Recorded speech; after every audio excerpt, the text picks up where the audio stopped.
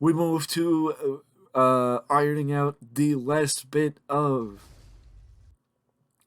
news, and the last bit of news revolves around a rumored star that was supposed to, or not rumored because Tony Khan confirmed it.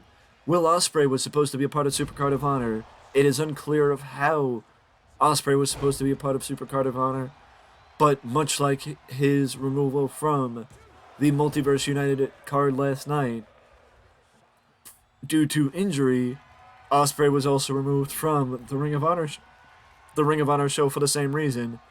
I would say I would put a well, I was gonna say I would put a 50-50 on it that he would have been a part of the Hiroshi Tanahashi match, but it would but what I'm actually going to say is I wonder if Osprey was featured, would Tanahashi have been featured as well, or was Tanahashi's match made to replace Will Osprey, who again has a shoulder injury, a severe shoulder injury, keeping him out of action.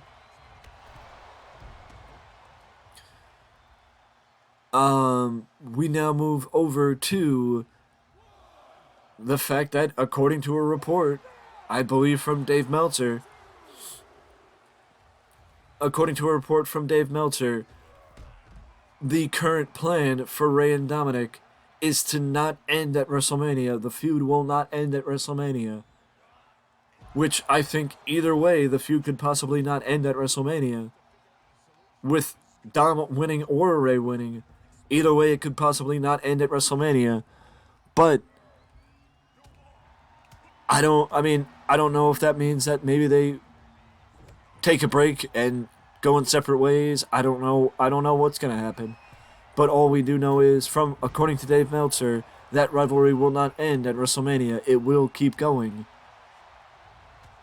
I mean, there are some people that think that Rey will fight Dominic again next year at WrestleMania, and that Dom will be who retires Rey Mysterio. I mean, it's understandable, it's possible, but I don't know if it would make sense, because it might be asking a lot of the rivalry to keep going until WrestleMania next year. But I'm happy to see that the feud's not ending at WrestleMania. It is a good feud and it's been built up quite well. So applause to WWE for that.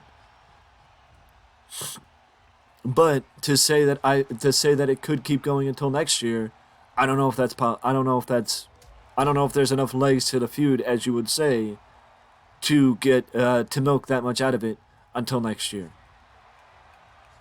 Maybe if you take a break and bring it back this time next year, then maybe. But to say it has enough to keep going from now until next year, I think you may lose people by then if you keep it going until then. But that's just my opinion. But now we move over to Impact Wrestling Multiverse United, as that took place last night. Let's look at what happened. And we'll look at that. We'll look at that in a second. We'll go to the other match, as there is apparently still there is still no promises. The only match that is officially penciled in for tomorrow night is the opening contest for the United States Championship, John Cena against Austin Theory. As far as the headlining match of WrestleMania Night 1, it was penciled in a couple of weeks ago that it was going to be Rhea Ripley and Charlotte. But the fact of the matter is, there is no guarantee that that match will be the main event, as there are still people that think that the Usos versus Sami and Kevin for the tag belt should be the main event. I'm not one to disagree, but at the same time, it is possible that they don't want to lean that much on the Bloodline to put the Bloodline in both matches.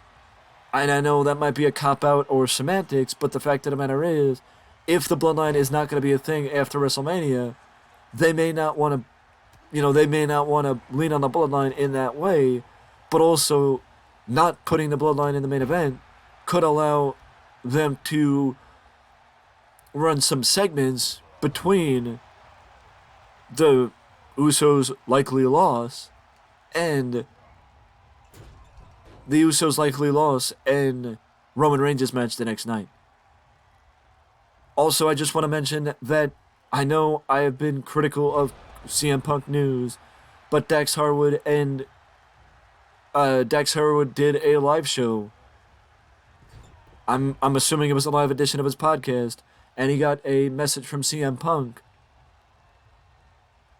and Dax asked if Punk wanted him to mention anything to the fans, and Punk said he misses them, which is, I mean, honestly, it's nice to hear, but also it's a testament to what Jim Ross said yesterday about the likelihood of Punk eventually coming back, and I think I agree with that. As long as Punk is under contract with the AEW, there is always going to be a possibility of Punk coming back. But I just want to point out now, if you're not looking for spoilers, then stay tuned for the AEW Rampage preview later tonight. But I do appreciate you guys sticking with me and the recent support. This is our Super Bowl. WrestleMania is our Super Bowl, and I hope you guys are ready for WrestleMania, because now we are one day away from the Super Bowl of wrestling.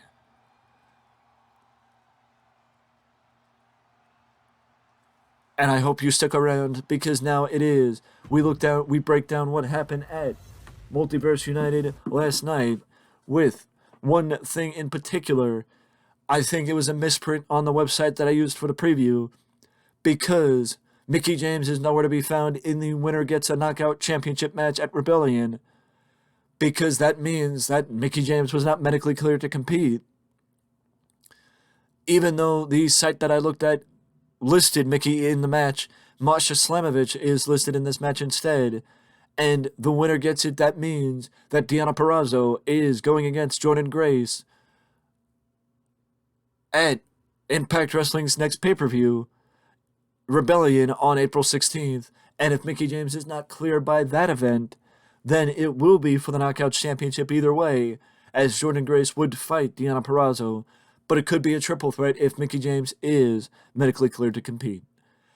Honestly, that is the only match I wanted to look at, because it was the most intriguing match, because of the fact of one preview telling me one thing, this result layout telling me another.